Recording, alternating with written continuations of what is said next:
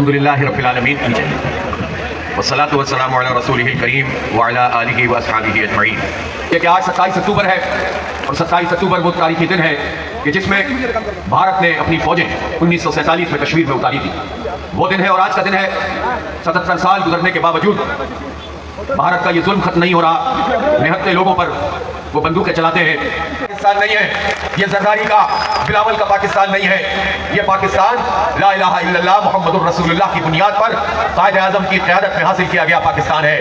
اس پاکستان کو ہم نے ایک نظریے کی خاطر بنایا تھا، عقیدے کی خاطر بنایا تھا، اسلامی نظام اس کے قیام کے لیے، امن کے لیے، عدل کے لیے، انصاف کے لیے بنایا تھا۔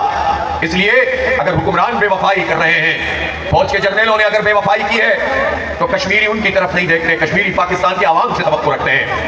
یہ گندم جو اضافی طور پر اگائی گئی، محنت سے اگائی گئی، شوق سے اگائی گئی، وہ رلتی پھری اور کوئی 2200 روپے میں اور 2000 روپے میں بھی لینے کے لیے تیار نہیں ہوتا تھا۔ کاشتکار زمیندار مایوس ہو گیا، کسان مایوس ہو گیا، اور ہم نے اس کا اثر دیکھا کہ کپاس اور چاول کی فصل پر اس کا اثر آیا ہے۔ اور اس وقت صورتحال یہ ہے کہ جب تم پوری قوم سے جھوٹ بولتے ہو اور جھوٹ بول کر اپنی ہی زراعت جس میں سب سے زیادہ امکانات موجود ہیں، اگر کسی شعبے میں ترقی ہو سکتی ہے یا ان سب حالات کے باوجود بھی 6% ترقی کا ریشو تھا تو وہ زراعت کا تھا، لیکن تم نے اپنی حرکتوں سے، تم نے اتنی حرکتوں سے کسان کو مایوس کیا اور اس وقت بیج نہیں مل رہا۔ اور جو بیج ہے وہ بیج بھی اگر امپورٹڈ بیج ہم لیتے ہیں تو مہنگا پڑتا ہے اور اس میں بھی اس کو بلیک مارکیٹ میں فروخت کیا جا رہی ہے۔ اس لیے ہم کسانوں کے ساتھ ہیں۔ آپ نے ممبرشپ مہم چلائی ہے اور میں آپ لوگوں سے یہ کہنا چاہتا ہوں کہ فوری طور پر کسان کمیٹیاں بستی بستی، قریہ قریہ، گاؤں گاؤں اور دیہات دیہات بنانا شروع کریں۔ کسانوں کی طاقت ایک بہت بڑی طاقت ہے، لیکن ان کو پیس کے رکھا گیا ہے، ان کو دبا کے رکھا گیا ہے، ان کو حق نہیں ملتا۔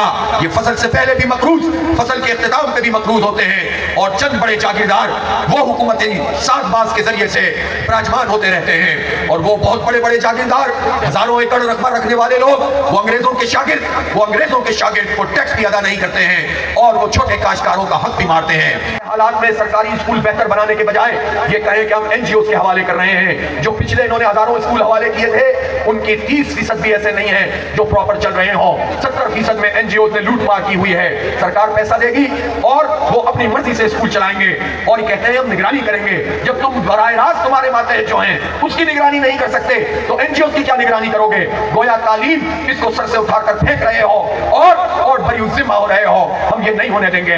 ہمارے بچوں کو تعلیم دینا یہ سرکار کی ریاست کی ذمہ داری ہے، اور تعلیم بھی دوہری تعلیم نہیں، طبقاتی تعلیم نہیں، ایک نظام ہونا چاہیے۔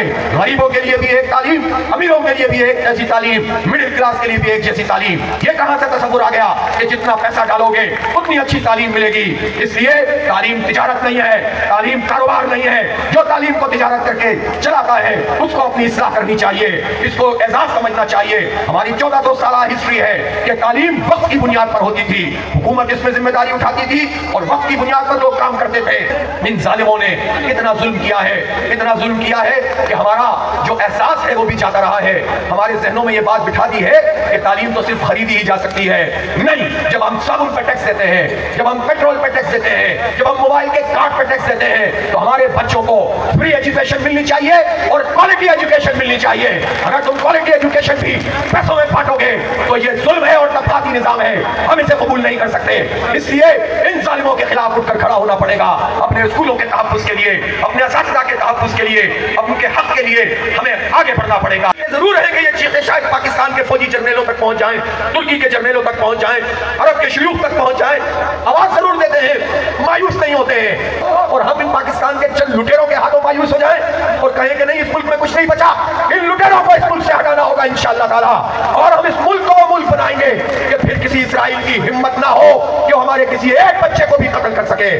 یہ جو آئینی ترمیم کی گئی ہے یہ کیا تماشا ہے، یہ کیا مذاق ہے؟ پہلی بات تو یہ ہے کہ آئین وہ بنیادی ڈاکومنٹ ہے جس پر 1973 میں ایک اتفاق رائے تھا، اور اس اتفاق رائے میں سب شامل تھے۔ بڑی مشکل سے، بڑی محنت سے، بڑی انگریزی سے یہ کام ہوا تھا، اور اس آئین کی خصوصیت یہ ہے کہ اس میں سب کے حقوق بھی متعین ہیں اور یہ بھی متعین ہے کہ حاکمیت اعلیٰ اللہ تعالیٰ کی ہوگی، قرآن و سنت کے برخلاف کوئی قانون سازی نہیں ہوگی۔ اور اس میں یہ بھی متعین تھا کہ سود کو ربا کو جلد از جلد ختم کیا جائے گا.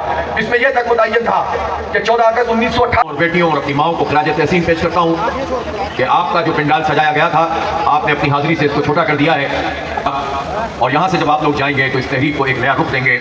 اپنے حوصلوں سے, اپنے جذبوں سے, اپنے ولولوں سے انشاءاللہ عوام کے حقوق کی یہ تحریک اور پاکستان میں اسلام کے انقلاب کی یہ تحریک, اس کو آپ آگے بڑھائیں گے.